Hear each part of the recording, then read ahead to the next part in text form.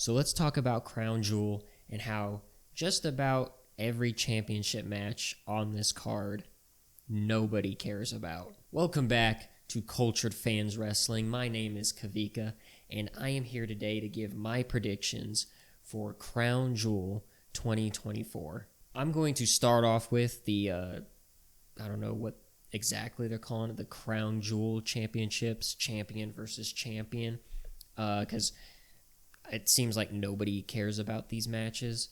I don't either. The belt kind of looks like, I don't know, it kind of looks like some old New Japan title, I think, just with a lot more diamonds and sparkly things on it. Anyways, let's get into this. First off, we have Cody Rhodes, who is the WWE champion, versus Gunther, who is the World Heavyweight champion. Champion versus champion, who wins? If Goldberg gets involved, hopefully not. Hopefully. Gunther wins. Hands down. If there is some sort of interference, I'm not necessarily saying it's going to be Goldberg. It could be Bloodline. It could be Kevin Owens. It could be... Who knows? Who knows? I think Cody's going to win because I think there's going to be some kind of interference. There's no way Cody beats Gunther clean. No way.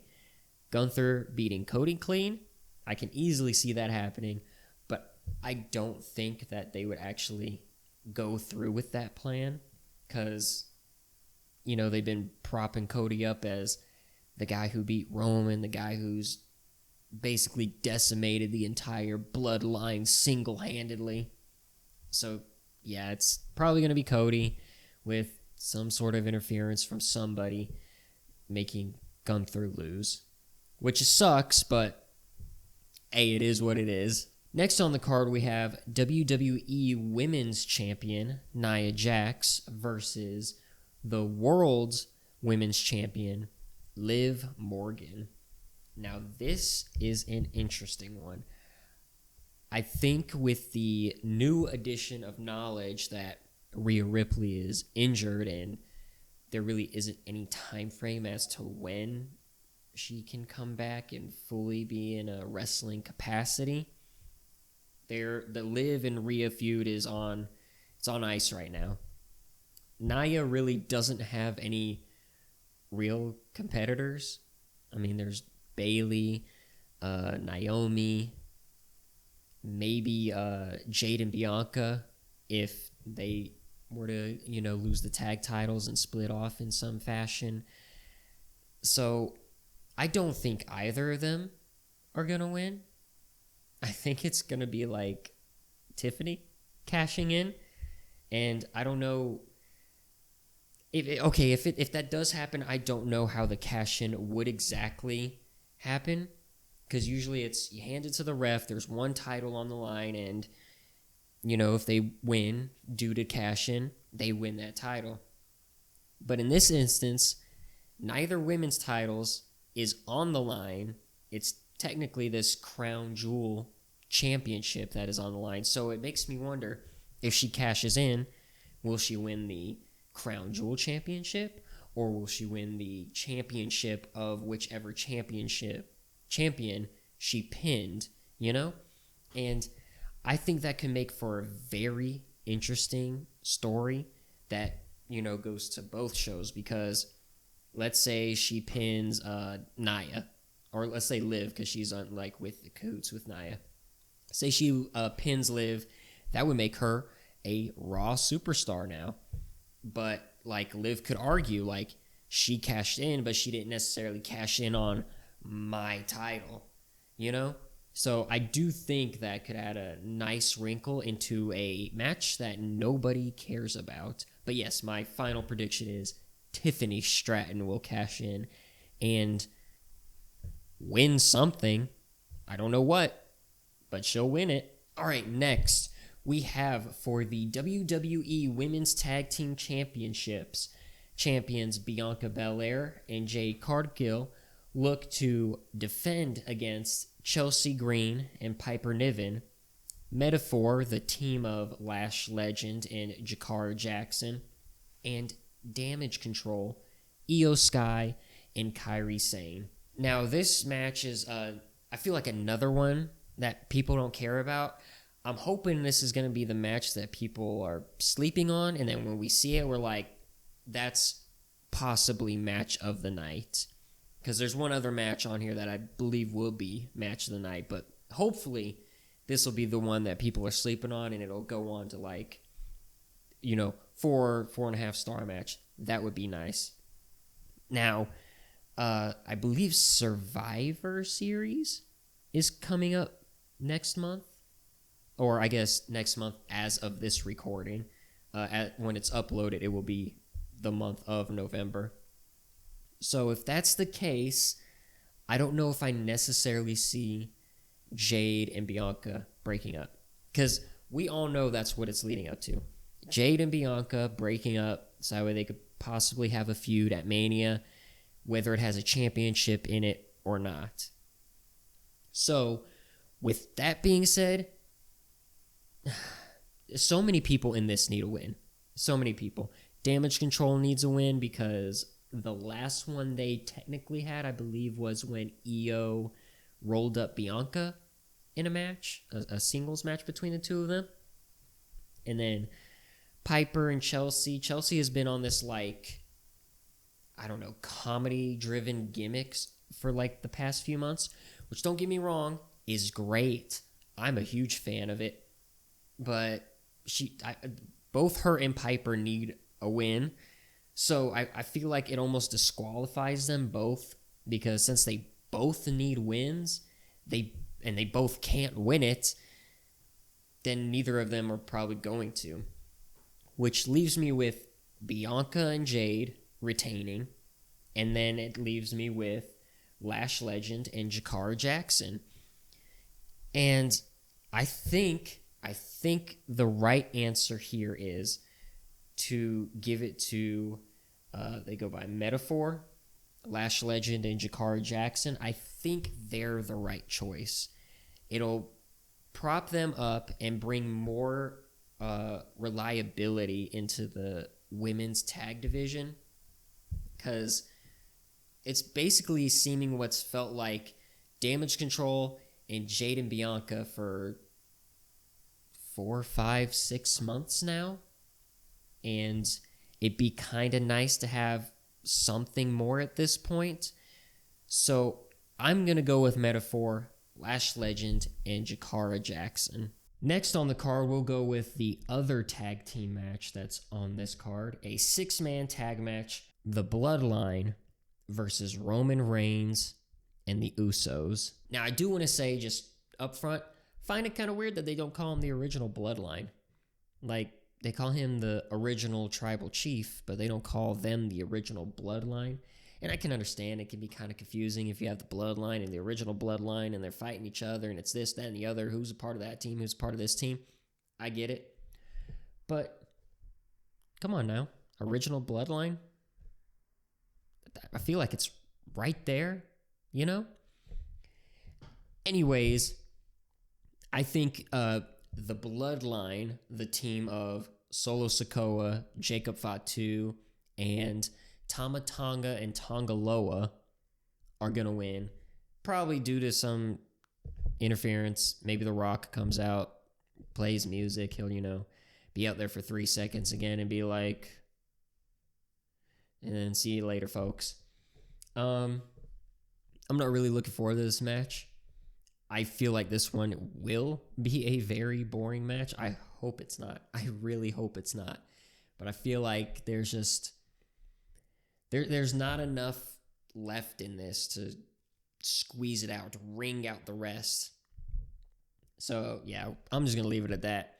It's the Bloodline, not the OG, that are going to win. In our last championship match, we have the United States Championship champion LA Knight defending against Andrade and Carmelo Hayes. I thought about making a video about the back and forth between Andrade and Carmelo Hayes because, let's be honest, they have been putting on some of the best matches for the past few months. It's been, I think, because they've had 7 matches at this point. Past few months, they've really just like have torn the roof down off places. I think I've said in the past that Carmelo was boring. Carmelo is now starting to form his own being on the main roster, it feels like. Like, he had his time in NXT where he was a, mainstay main eventer, but now he's having to like climb that ladder back again, and it's nice to see him actually come into his own in the main roster as opposed to NXT, because it feels like the same Carmelo but better, which I feel is just fantastic. And then Andrade, I had a horrible opinion of Andrade, mainly because I think the only time I've ever seen him wrestle before now was when he was in AEW, and I don't remember him being on TV that often either. So when you did see him, it was like, oh wow, that was a really good match, and then he disappeared for, I don't know, half a year or something like that. But here, like, he hasn't even had to do promos or anything. He's just got this kind of bravado in the ring where he knows who he is in the ring. He just knows who he is, and he doesn't have to be anything else. He doesn't have to be loud. He doesn't have to be, kind of like swaggerish like Carmelo Hayes. Like, Carmelo Hayes feels like he's putting on a front that's believable, whereas Andrade is just who he is. And I feel like their feud, for at least WWE-wise, could be in contention for feud of the year. Now, would it probably win? No, because everyone's thinking of another feud that would probably win, but we won't go into that right now. Anyways, I think the winner of this is going to be Andrade. I think he's shown that he can easily be the champion, and I think as of right now, he is still the Speed champion. Why not make him double champ? Why not? It's not like he carries the Speed title on a SmackDown anyway. It's only on Twitter. Stupid. Just have him hold both belts. If you're gonna have him win, let him hold both belts. Otherwise, still let him hold the other belt. But yeah, I think Andrade's going to win. Our next match on the card is a normal, regular old singles match. Randy Orton versus Kevin Owens. I think this one is kind of like straight down the middle of what's going to happen, because Kevin has seemingly turned heel against Cody and Randy, who were the only ones that were still friends with him, because Sammy doesn't really talk to Kevin on TV anymore. He's such an outsider from everything that he's kind of alienated himself at this point now. So I think Kevin's going to win. That is my prediction. Kevin will win and probably go on, Survivor Series will be Cody Rhodes versus Kevin Owens, but this will be a different Kevin Owens than we saw last time. Because last time, he was holding punches. He wouldn't go all the way through with things. But this time it's a hate-filled Kevin Owens. A Kevin Owens that we have only seen a handful of times, like when he went against Sami Zayn. Twice? 3 times? Something like that. But I think Kevin's going to win, and then this match propels him, I guess, back into the championship scene where he will face Cody and maybe dethrone him. Who knows? And our final match of the night, the final one on the card, we have Seth freaking Rollins versus Bronson Reed. Bronson Reed has been on a tear lately. And like how I said about Andrade, he hasn't really had to do many promos. His work more speaks for itself than he has to. And I think they're finally trying to prop up Bronson as a legitimate threat. I forget what kind of match it was. It was like a false count anywhere match or hardcore match or whatever it was against Braun Strowman. And they just went absolutely crazy. Bronson Reed is constantly just taking people out into the parking lot and beating the crap out of them. It's fun because it's something that we haven't seen for such a long time, and he's the only one really doing it. You know, we have people that'll fight outside of the ring. We'll have people that'll fight up the ramp, maybe even into the backstage area. But nobody goes into the parking lot except like him and The Rock when he, you know, beat the crap out of Cody. So it's so fresh to see. And I really hope my prediction is correct that Bronson will win, because I think that a match between Gunther and Bronson could be amazing. Not like, you know, like technical wrestling, but where they're just slapping and beating the crap out of each other.